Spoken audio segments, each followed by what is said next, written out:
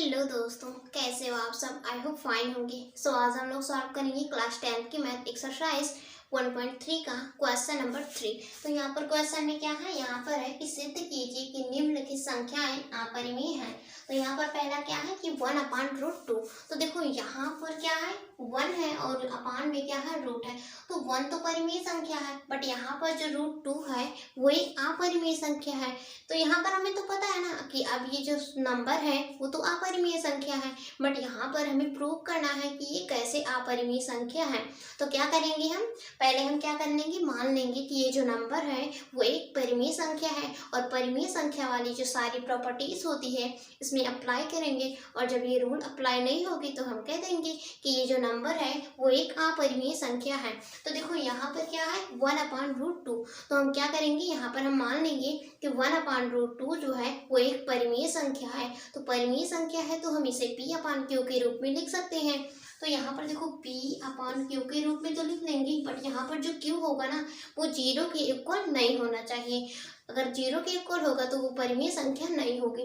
तो यही वाले रूल लिख लेंगे कि माना 1/√2 एक परिमेय संख्या है और इसे P/Q के रूप में लिख सकते हैं, जहाँ Q जो है वो इक्वल नहीं होना चाहिए 0 के।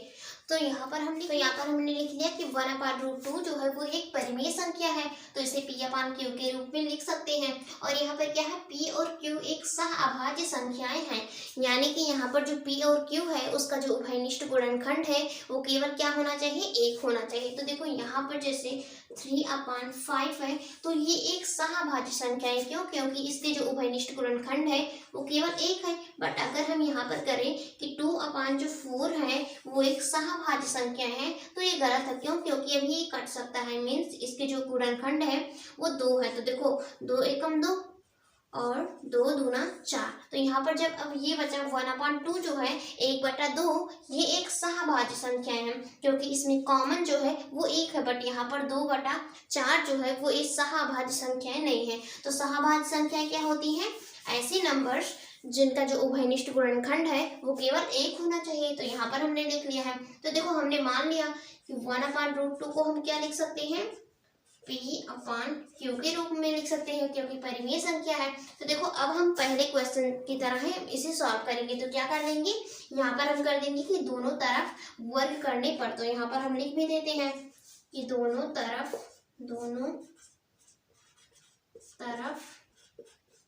वर्ग करने पर। तो वर्ग करेंगे तो क्या आएगा, यहाँ पर क्या है, 1/√2 बराबर है P/Q के। तो वर्ग करेंगे तो क्या हो जाएगा, यहाँ पर 1 का वर्ग करेंगे तो 1 ही बचेगा और यहाँ पर क्या है, √2 है। तो देखो √2 का वर्ग करने मतलब कि 2 बार √2 लिखना है, तो रूट से रूट कैंसल आउट हो जाएगा। तो क्या बचेगा, 2 बचेगा इक्वल। यहाँ पर P का स्क्वायर करेंगे तो कितना हो जाएगा, P² और यहाँ पर Q का स्क्वायर। तो अब क्या करेंगे, हम इसे पक्षांतर कर देंगे। तो Q का 1 में मल्टीप्लाई करेंगे तो Q² हो जाएगा और यहाँ पर ये डिवाइड में है तो ये मल्टीप्लाई में चला जाएगा तो 2P का स्क्वायर हो जाएगा। तो देखो यहाँ पर Q² जो है वो इक्वल है 2P के स्क्वायर के।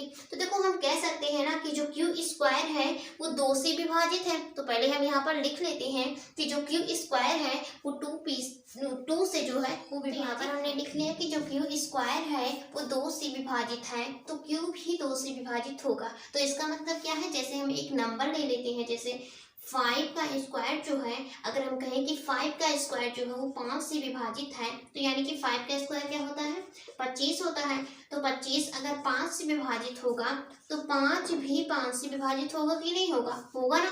तो यहाँ पर हम ये कह सकते हैं कि अगर Q² जो है वो 2 से विभाजित होगा तो Q भी 2 से विभाजित होगा। तो यही हमने यहाँ पर लिखा है कि अगर Q² जो है वो 2 से विभाजित होगा तो Q भी 2 से विभाजित होगा। तो देखो अब हम क्या करेंगे, अब हम मान लेंगे कि Q की वैल्यू हम मान लेंगे। तो यहाँ पर हम लिख लेंगे कि माना Q बराबर जो है, इस तरह हम कर रहे हैं, यहाँ पर 2m है। तो देखो यहाँ पर अगर हम मान लें कि Q की वैल्यू जो है वो 2m है तो क्या हो जाएगी, यहाँ पर हमने इक्वेशन जब सॉल्व किया था तो यहाँ पर क्या आया था, Q² जो है वो इक्वल था 2P² के। तो यहाँ पर Q की वैल्यू अगर हम पुट कर दें, यहाँ पर हमने माना है Q बराबर 2m है, तो यहाँ पर अगर हम वैल्यू पुट करेंगे Q² बराबर 2 पी स्क्वायर में तो क्या हो जाएगा यहाँ पर 2m का स्क्वायर बराबर 2p का स्क्वायर, तो 2 दूना 4m का स्क्वायर और 2p का स्क्वायर। तो देखो यहाँ से 2 कम 2 और 2 दूना 4, तो यहाँ पर डायरेक्ट काटे हैं 2 का m स्क्वायर और यहाँ पर क्या बचेगा पी स्क्वायर बचेगा। तो देखो यहाँ पर अब क्या है, यहाँ पर पी स्क्वायर जो है वो 2 से विभाजित हो रहा है, तो यहाँ पर भी लिख लेते हैं कि यहाँ पर जो पी स्क्वायर है वो 2 से विभाजित हो रहा है। हमने लिख लिया है कि पी स्क्वायर जो है वो 2 से विभाजित है, तो पी भी 2 से विभाजित होगा, क्योंकि यहाँ पर अभी हमने ऊपर प्रूव किया था कि अगर क्यू स्क्वायर 2 से विभाजित होगा तो क्यू भी 2 से विभाजित होगा। तो यहाँ पर देखो अब हमारा मेन मोटिव क्या है कि यहाँ पर हमने जो है ये यहाँ पर क्यों लिखा है कि 2 से विभाजित हो रहा है, बिकॉज देखो यहाँ पर जब हमने माना था कि 1/√2 जो है वो एक परिमेय संख्या है, तो यहाँ पर क्या एक शर्त रखी थी कि p और q एक सह अभाज्य संख्याएं हैं, यानी कि इनके जो उभयनिष्ठ गुणनखंड है वो केवल एक है। बट यहाँ पर देखो q स्क्वायर 2 से विभाजित हो रहा है, p स्क्वायर भी 2 से विभाजित हो रहा है, तो हम कह सकते हैं ना कि यहाँ पर जो ये p और q है उसके जो उभयनिष्ठ गुणनखंड है वो 2 है, बट यहाँ पर हमने माना था कि 1 है। तो हम क्या कह सकते हैं कि हमारी कल्पना जो है वो गलत है। क्यों? क्योंकि यहाँ पर हमने माना था कि P और Q जो है उसका जो उभयनिष्ठ गुणनखंड है वो 1 है, बट यहाँ पर इसका उभयनिष्ठ गुणनखंड 2 है, तो हम कह सकते हैं कि यहाँ पर जो 1/√2 है वो एक परिमेय संख्या नहीं है। तो यहाँ पर हमने लिख लिया कि P और Q में उभयनिष्ठ गुणनखंड जो है वो 2 है, और अतः हमारी कल्पना जो है गलत है कि P और Q जो है वो एक सहअभाज्य संख्याएं हैं, मीन्स इनके उभयनिष्ठ गुणनखंड 1 है, बट यहाँ पर उभयनिष्ठ गुणनखंड 1 नहीं है, यहाँ पर 2 है। तो हम क्या कह सकते हैं कि हमारी कल्पना जो है गलत है कि 1/√2 एक परिमेय संख्या है। तो हम क्या कह सकते हैं कि अतः 1/√2 जो है वो एक अपरिमेय संख्या है। तो अपरिमेय संख्या कैसे प्रूव हुई कि हमने माना था कि P और Q जो है वो एक सहभाज्य संख्याएं हैं, बट यहाँ पर P और Q जो है वो तो सहभाज्य संख्याएं नहीं है, क्योंकि उनमें उभयनिष्ठ गुणनखंड वो 2 था। तो पहले हम एक बार फिर से रिवाइज कर लेते हैं कि हमने क्वेश्चन कैसे सॉल्व किया है। तो यहाँ पर हमें प्रूव करना था कि 1/√2 जो है वो एक अपरिमेय संख्या है। तो देखो 1 तो परिमेय संख्या है, बट √2 जो है वो एक अपरिमेय संख्या है। तो यहाँ पर हमें प्रूव करना था, तो हम क्या किए, पहले हमने मान लिया इसके अपोजिट कि 1/√2 जो है वो एक परिमेय संख्या है, तो हम इसे P/Q के रूप में लिख सकते हैं।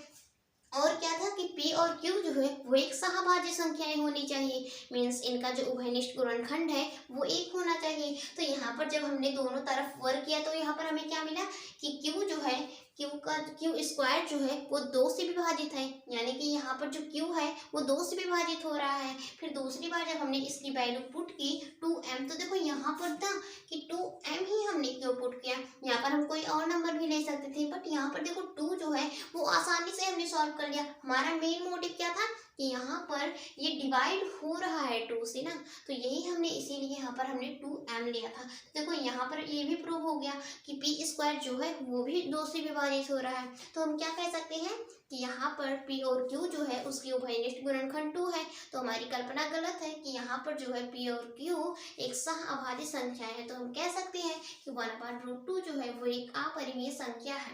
तो यहाँ पर हमने क्वेश्चन नंबर 3 का पहला सॉल्व कर लिया है, और अब हम लोग दूसरा सॉल्व करते हैं।